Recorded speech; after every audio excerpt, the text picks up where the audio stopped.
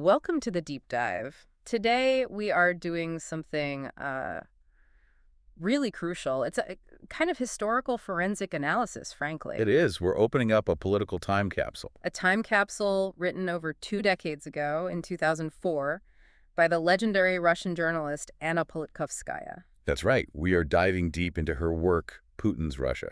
But the key here is the lens we're using. Exactly. We're not just looking back. No, we are looking at this through the, let's say, harsh and uncompromising lens of a Kremlinologist operating right now in 2026. We have that brutal clarity of hindsight. I mean, when she wrote this, Putin was just starting his second term. The whole system was still taking shape. And crucially, the West was often still looking at him as this stabilizing force. A difficult partner, maybe, but an essential one. Someone moving Russia away from the chaos of the Yeltsin years. And that contrast is it's everything. So our mission today is to go beyond the biography, beyond the tragedy of her own story. We're using the hard political reality of 2026, this consolidated state, the opaque military, the total system capture, to really evaluate her critiques from back in 2004. So was she just documenting isolated problems, or was she actually giving us a diagnostic roadmap for the entire structure that would dominate the next 20 years? And lead to the crisis we face today? That's the question. Okay, so let's unpack this with that 2026 clarity. We're going to focus on three big analytical threads we've pulled from her work. Okay. First, the just tragic, undeniable accuracy of her foresight on systemic collapse, the institutional rot. Second, and this is so important, we'll pinpoint the specific authoritarian red flags that back then were often cleverly disguised as national strength. The strong hand narrative. Exactly. And finally, we have to look at that dramatic and really consequential contrast between how the West perceived Putin's Russia in the early 2000s. And the hardened, inescapable reality we are all observing today in 2026. It's really an evaluation of how brightly the warning signs were flashing, For anyone who was willing to look beyond the trade balance and the surface noise right at that foundational moment. And the fact that the system she diagnosed then is almost perfectly intact today. Well, that's perhaps the most damning indictment of all, isn't it? Let's start there then, with her central tragic thesis. Politkovskaya was arguing that the very specific, very localized human tragedies she reported on weren't just random crimes. No, not at all. They were symptoms. Painful, undeniable symptoms of a national, institutional, and systemic failure. And from our vantage point in 2026, her portrayal of that institutional rot wasn't just accurate. It was fundamentally prophetic. What's so striking about her method is she didn't really criticize macro policy in the abstract. No, she used these incredibly detailed, granular human cases. These stories were her forensic evidence, They revealed the immediate moral bankruptcy of the whole state apparatus. And by 2026, we know that these things that look like isolated incidents, they were actually the building blocks, the systemic norms of the entire structure. She used the plight of the common soldier, the guy at the absolute bottom of the food chain, to show the rot at the very, very top. Right. She opens with this scathing, absolutely brutal takedown of the military. She calls the army a completely closed zone. A prison, basically. A prison or even a slave structure where the life of a single soldier is valued at zero. That is incredibly powerful language to be using in 2004. And she identifies a crucial systemic flaw right away, the complete and total absence of any real civil control over the military. That vacuum is everything. It's what allows any officer to operate with total impunity towards their subordinates. The lack of accountability is literally designed into the system. So the only thing protecting a soldier was the hope that you got a good commander, someone who just out of his own humanitarian inclinations, decided to be decent. So it's all based on personal exception. Exactly. Not on laws, not on formalized public oversight. And that reliance on the random decency of a few individuals instead of, institutional checks and balances. That's the precise mechanism that ensures the whole system is rotten to the core. A single good commander is just a temporary break. Right. This inability to establish civilian accountability, which is standard in any healthy state, is a hallmark of a new authoritarian regime that's prioritizing secrecy over justice. And you can see the immediate, horrific human consequences of that structural failure in the cases she documented. These aren't just one-off crimes. They're demonstrations of how the system functions when it's operating exactly as designed, without any oversight. The story of Lieutenant Pavel Laverda, it is just devastating. It is. He was killed in combat in Chechnya, And what happened next is Politkovskaya's central, shocking example of state abandonment. He was killed in a documented battle, but the army, what, they just left his body? They just left him on the battlefield for almost a week. This illustrates what she called the full chaos and the utter lack of responsibility that the military chain of command felt. Not just toward the deceased, but critically, toward their surviving families. The logistical failure is just the beginning. The moral failure is total. So his mother, Nina Laverda, a retired teacher, had to fight the Ministry of Defense in court for years. But here's the crucial part. She wasn't suing over his death. He died doing his duty. She was suing for the moral suffering, the pain caused by the state's criminal forgetfulness, the abandonment, and the complete cover-up afterwards. She sued over the disrespect. It was a desperate demand for the state to recognize her son's humanity after treating his corpse like it was disposable waste. And this wasn't happening in a vacuum, right? She notes the defense minister at the time was Sergei Ivanov. A close friend of Putin, a powerful KGB veteran, constantly on television. Pushing the narrative of national strength. Exactly. Ivanov was always giving these speeches, saying Russia would not kneel before terrorists. But, and here is her crucial prophetic observation, he never spoke about the fate of the individual men. Never. Not about Laverda, not about anyone. He prioritized the abstract nationalist rhetoric, that strong image of Russia, over the life and dignity of the soldiers themselves. The soldiers, living or dead, were just cogs in the political machine. Useful only as long as they reinforced the narrative of national revival. Once they died, the body, the family, the paperwork, it all became a liability to be hidden or silenced. That's the function of the state she was describing. Okay, so if the Laverda case shows the system's rot after death, the mutiny of the 54 soldiers shows the rot in life. Right, the incident near Volgograd in 2002. This wasn't about death. It was about outright rebellion against systematic brutality. 54 soldiers just walked away. They deserted as a group. En masse, following brutal beatings and torture by their own officers. The casual nature of it is what's so shocking. The officers, a lieutenant colonel, majors, lieutenants, they announced they're going to beat everyone until someone confesses to stealing a vehicle. And then they just went to lunch. They just went to lunch? They came back, found the soldiers gone, and Politkovskaya notes they calmly went to sleep that night. Why? How could they be so calm? Because they knew. They knew that in this system, no officer in our country has ever been punished for a soldier. That is the confidence that comes from total impunity. In any other military, a mass desertion would trigger a massive investigation. Of course, severe penalties for the officers, Right. But here they were completely unconcerned. And the soldiers, instead of waiting for more torture, they marched to the local committee of soldiers' mothers for protection. And when the garrison prosecutor, a Mr. Chernov, was asked why he returned the soldiers to the control of the very officers who beat them, his answer.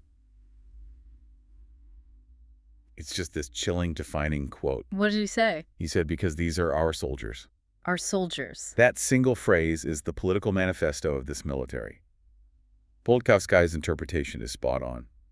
It means our slaves. It means the system prioritizes this perverted idea of officer honor over a soldier's actual life. And that diagnosis is so crucial for us in 2026. She argues that any talk of civilian control from the Yeltsin years was officially buried by Putin because he, as a purely Soviet and military man, fundamentally shared this premise, this soldier's property mindset. And that institutionalized worldview explains every future failure, every logistical collapse, every moral outrage we've seen from that military in the 2 decades since. And it goes beyond just war and discipline. She documented deaths from just outright systemic corruption and neglect. Right, this shows how deep the moral decay had already spread through the non-combat parts of the military, even by 2004. Take the tragic case of Misha Nikolaev. He was on a remote border post in the Kuril Islands, and he literally rotted alive. Because of a lack of basic medical care. He was writing these desperate letters home, begging his family for antiseptic ointment, for bandages, because he wrote, "There is nothing here." And the detail that just gets you is that he kept working as a cook. Even with multiple festering wounds all over his body. I mean, the indifference of the officers is just shocking. The pathologist confirmed his tissues were disintegrating.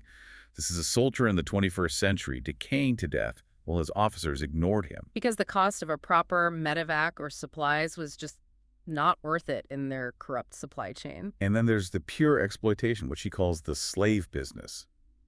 Dmitry Kiselev. Exactly. A soldier literally rented out by his commanding officer as free labor for private construction sites.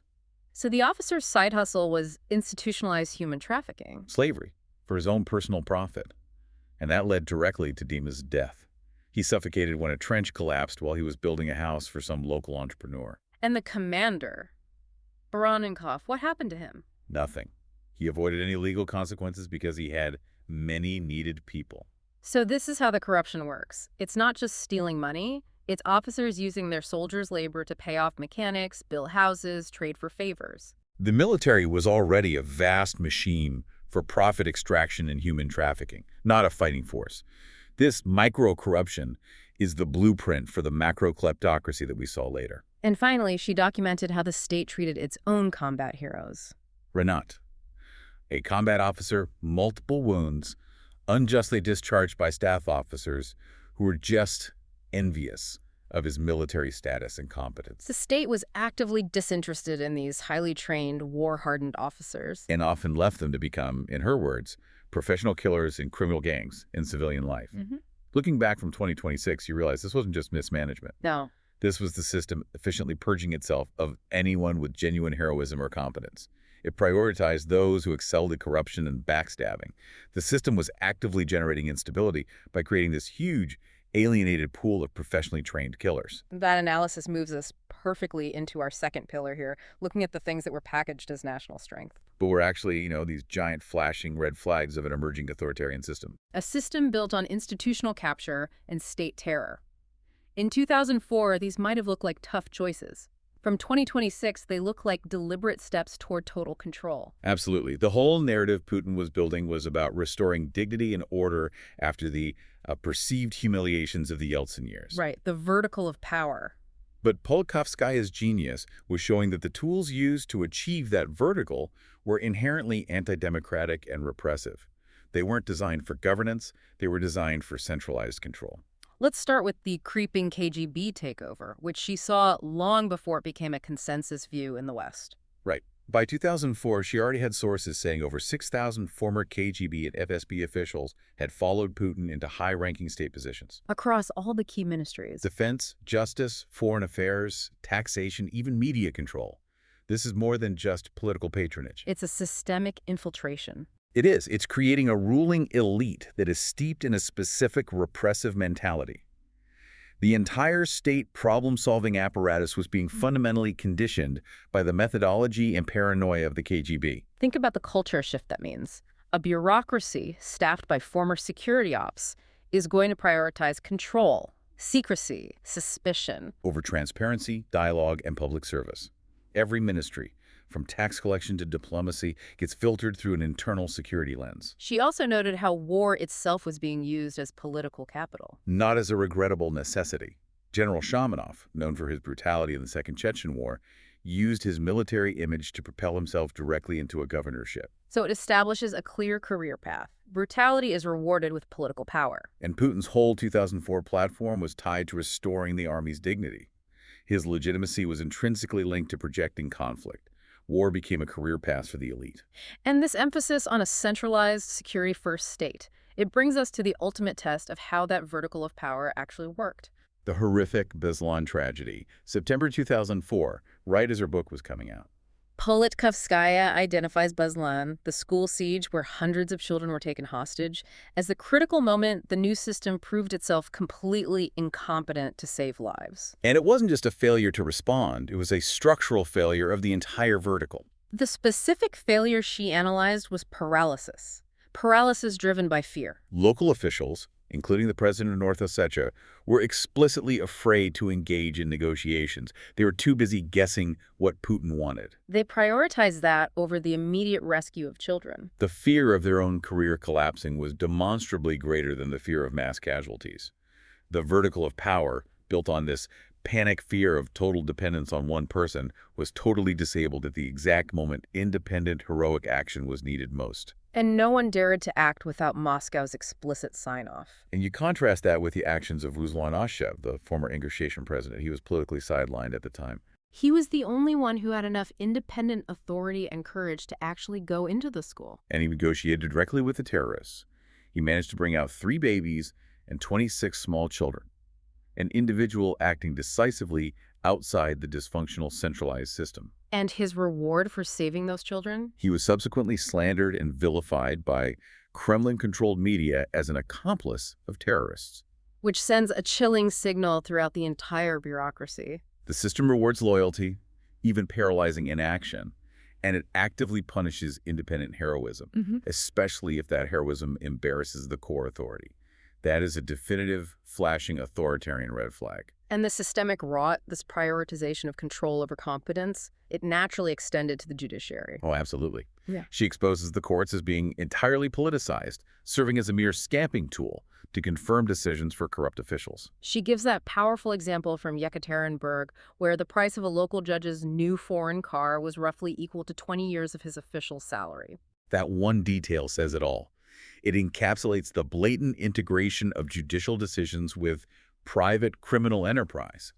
The law itself was just a commodity to be bought and sold. But the most shocking and historically resonant example of this is the case of Colonel Budanov. Right. Budanov raped and murdered an 18-year-old Chechen girl, Elva Kungieva, back in 2000. And the state went to immense coordinated lengths to clear this war criminal. This is where the ghost of the Soviet system really reappears. With the use of Professor Petrnikova from the notorious Serbsky Institute for Psychiatry. We should probably pause here and explain the Serbsky Institute for our listener. We should. It was the primary institution used for the political abuse of psychiatry in the Soviet Union.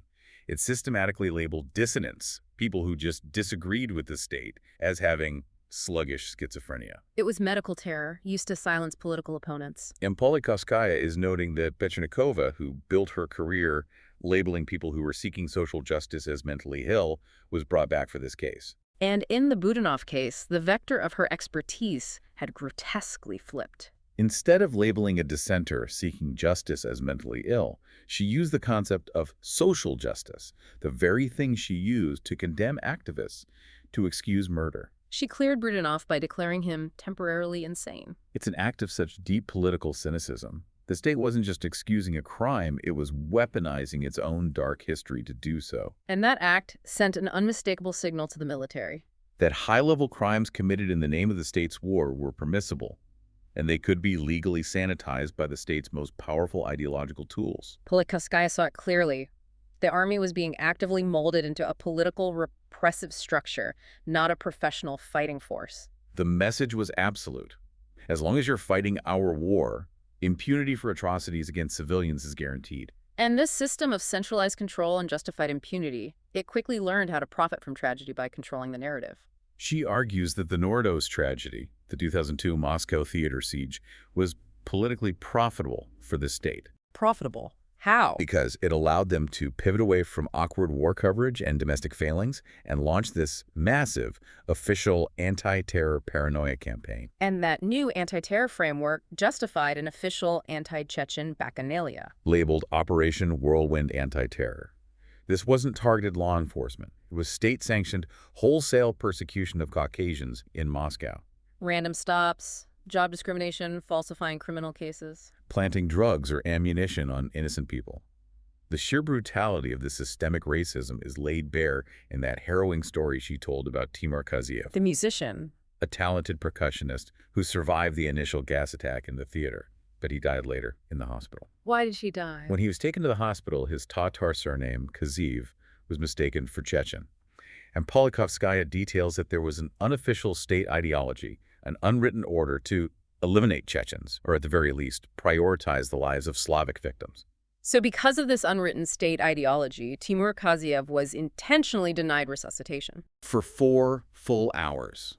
He just lay there and died, while medical staff, paralyzed by the state's ethnic prejudice, waited for an instruction that never came. His death certificate. It was a document of institutional murder. The space for cause of death was left entirely blank. That is a terrifying, tangible example of how state-directed prejudice becomes deadly bureaucratic policy. It turns healthcare professionals into instruments of a lethal state ideology. It forces you to see the system wasn't just neglectful, it was actively lethal. And this control extended to the memory of the tragedy itself. When the victims of Nordost demanded accountability and truth, The state's reaction was immediate and vicious. They used propaganda to label the victims' families as marauders trying to steal money meant for pensioners. And they staged a separate official memorial service early in the morning away from the actual victims. It was a planned, televised act to privatize state memory. It was designed to control media coverage and erase the victims' uncomfortable questions. The state was both the perpetrator of the operational failure and the sole sanctioned curator of the historical record. They were actively manipulating reality. The truth about the gas attack remained a massive state secret, and anyone who questioned the official line Like the mother who found a bullet hole in her son's body. was instantly threatened with exhumation and charges of slandering the security services.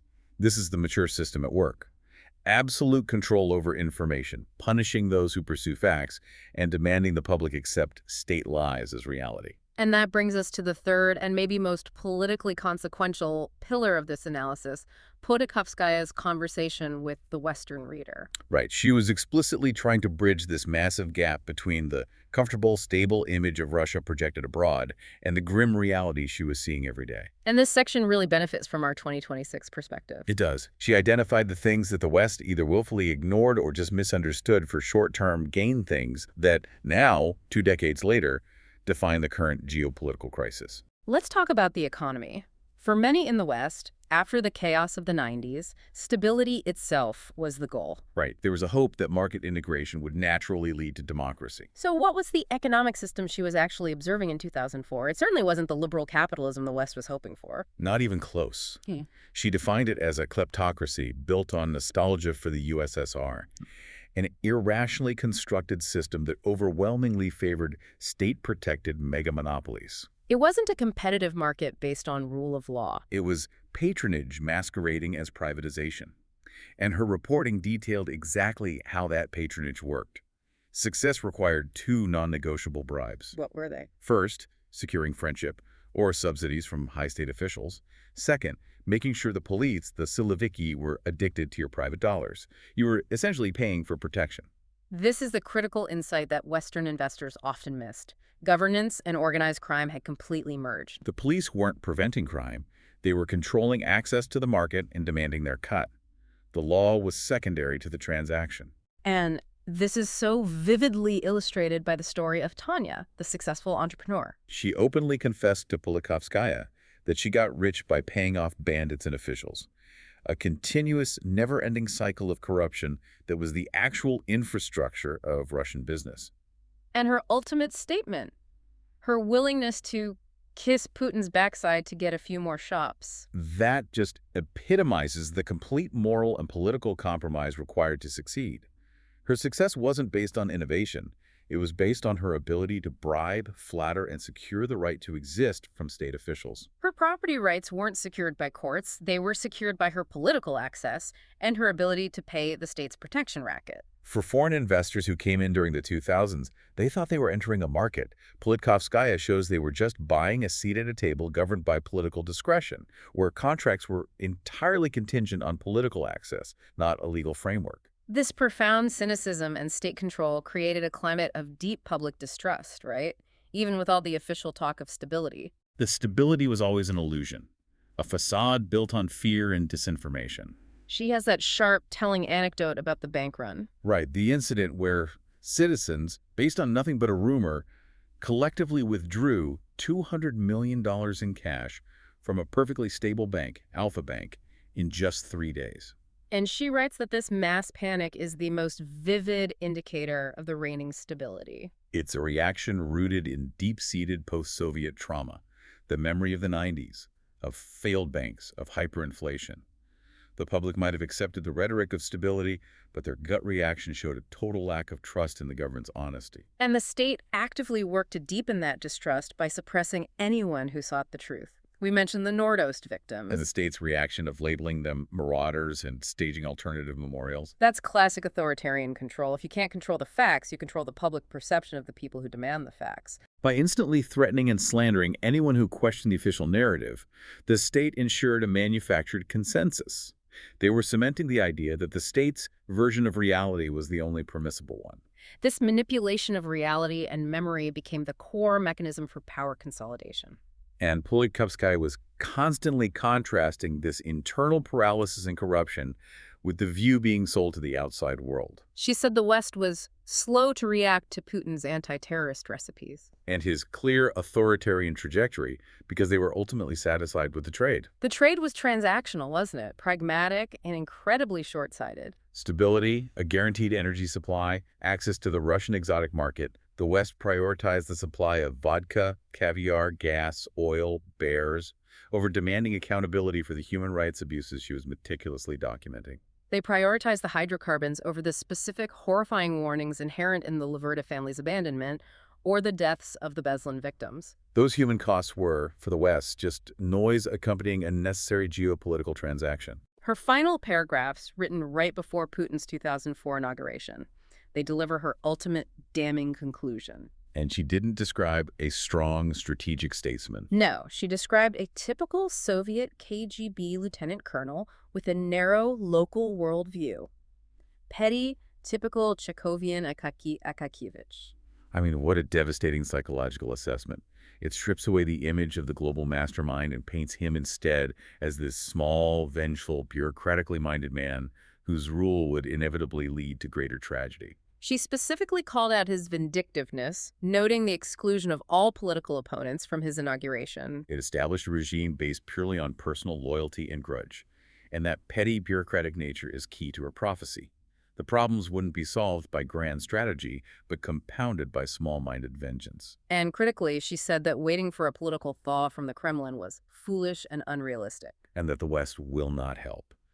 The only hope, she concluded, lay with the Russian people themselves. They had to raise the political temperature and demand accountability. And looking back from 2026, her analysis was just terrifyingly accurate. The premonition of political winter was realized quickly and fully. Her documentation of state fear, cynicism, and repression foreshadowed so tragically by the murder of journalists like Paul Klebnikov right at the book's end. It provided the definitive roadmap for the decades of power consolidation and expansion of conflict that followed. The system she diagnosed in 2004 was already fully mature, fully structured, fully lethal. Just waiting for the world and its own people to finally realize it. This deep dive into Anna Politkovskaya's 2004 work, looking at it with the harsh clarity of 2026, it's profoundly sobering. It is. It forces you to acknowledge that the warning signs weren't just there. They were detailed, specific, and provided by someone who paid the ultimate price for telling the truth. Her book is a chilling forensic record. Her observations weren't just isolated complaints about bad luck. No, they were a precise, systemic analysis of a political structure built not on stability, but on institutionalized cruelty, fear, and impunity. A system where military, judicial, and economic corruption were already fully integrated as the foundational pillars of the state. The ultimate contrast is still the same 2 decades later. The global community saw a commodity provider and a short-term stabilizing force. And Politkovskaya saw a return to the worst parts of the Soviet repressive mentality, married to brutal, self-serving, kleptocratic corruption. The world prioritized the immediate geopolitical transaction, that Russian exotic market, over the fundamental human warnings she risked her life to document and share. That indifference was a political choice, with global consequences we are still navigating today. And she concluded, heartbreakingly, that the only hope for change lay with the Russian people themselves, demanding a political thaw. So here's the provocative thought for you, the listener, in 2026. If the events Politkovskaya described, the literal murder of children by state ideology, the systematic abandonment of soldiers, the grotesque justification of war crimes by Soviet-era psychiatrists, and the total collapse of justice, if those events were not enough to provoke a sustained, effective public challenge and national reckoning back in the 2000s, what ultimate cost has the country, and indeed the world, paid for choosing state comfort and pervasive propaganda over the horrifying truths she laid bare? A question that history tragically answered in the years that followed. Thank you for joining us for this crucial deep dive.